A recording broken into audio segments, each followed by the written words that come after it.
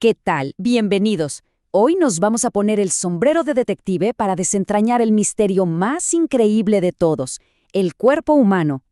En esta historia, los médicos son los investigadores y las enfermedades, bueno, son los casos complejos que hay que resolver. Así que empecemos a juntar las primeras pistas. Todo caso policial empieza con una llamada. En medicina, esa llamada inicial es esta idea tan profunda del Dr. Fleiner. Nos recuerda que, más allá de toda la ciencia y la tecnología, la investigación siempre arranca con la experiencia humana. El sentimiento de estar enfermo es la primera pista, el verdadero punto de partida de este misterio. A ver, todo detective necesita pistas, y en medicina se dividen en dos categorías que son clave. Por un lado, están los síntomas. Esto es, digamos, el testimonio de la persona, lo que siente como el dolor o el cansancio. Es algo totalmente subjetivo. Por otro lado, están los signos, que ya son la evidencia forense, lo que el médico puede ver, medir, tocar, algo objetivo. Y es justo aquí donde empieza el verdadero trabajo de campo. Nuestra primera parada es la escena del crimen, el propio cuerpo. Aquí, la recolección de evidencia empieza con el examen físico. Este es un momento crucial, donde el detective médico usa sus sentidos más agudos, la vista, el tacto, para buscar activamente esas primeras pistas. Y la primera herramienta, la más básica, pero créanme, una de las más poderosas, es simplemente la observación. Un ojo entrenado es como una lupa humana, capaz de detectar cambios sutilísimos en el color de la piel o en la simetría del rostro, pistas que pueden revelar muchísimo y que a menudo pasan desapercibidas hasta para la propia persona. Y claro, después de mirar, toca sentir. Aquí entra en juego la palpación. Esta técnica le permite al médico sentir la textura, el tamaño y la consistencia de los órganos. Las manos se convierten en instrumentos de diagnóstico súper sensibles, capaces de detectar un ganglio inflamado o un pulso que no va como debería. Y aquí vemos un principio clave en acción, la comparación. Al tomar el pulso en ambas muñecas al mismo tiempo, un médico puede sentir si los latidos son sincrónicos y si tienen la misma fuerza. Una pequeña diferencia, por mínima que parezca, podría ser la pista que delata un problema vascular. Ok, ya revisamos por fuera, pero los misterios más profundos, claro, requieren ir más allá de lo visible. ¿Qué pasa con las pistas que no se pueden ver ni tocar? Para descifrar los secretos del cuerpo, el detective médico necesita tecnología que traduzca su lenguaje interno, un lenguaje que, muchas veces, está escrito con electricidad. Y esto nos lleva a una pregunta que parece de ciencia ficción. El corazón funciona con impulsos eléctricos, pero ¿cómo se puede escuchar o interpretar esa actividad? Pues la respuesta está en una herramienta increíblemente ingeniosa, el electrocardiograma, o ECG. A ver, para que quede claro, un ECG no mide la electricidad directamente. Lo que hace, que es muy astuto, es detectar la dirección del flujo eléctrico. Si la corriente del corazón viaja de frente hacia un sensor, la línea en el papel salta con mucha fuerza, pero si pasa de lado, casi ni se mueve. Es, en esencia, un detector de movimiento eléctrico. Y para que esto quede grabado a fuego, piensen en esta analogía que es brillante. La corriente eléctrica del corazón es como el silbato de un tren. El electrodo es quien escucha. El sonido es más fuerte, la señal es más grande, cuando el tren viene de frente. Simple, pero muy poderoso. Y miren, así es como se ve una pista en la vida real. A la izquierda, un latido normal, con su forma típica.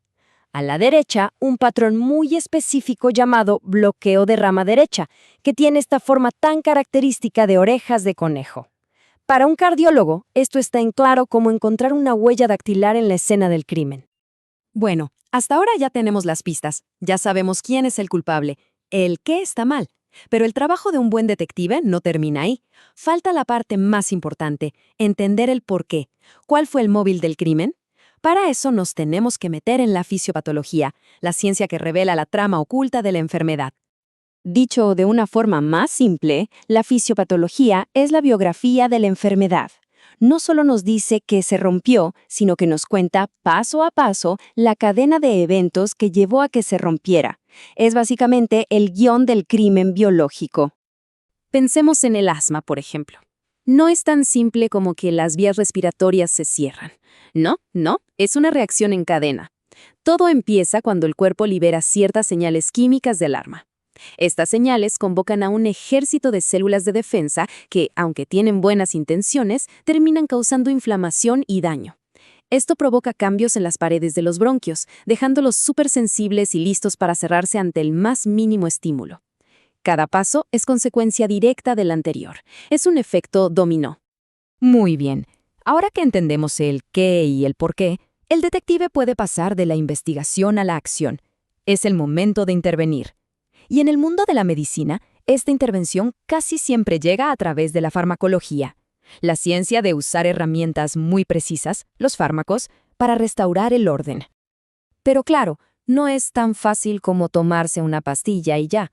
Primero hay que entender la farmacocinética.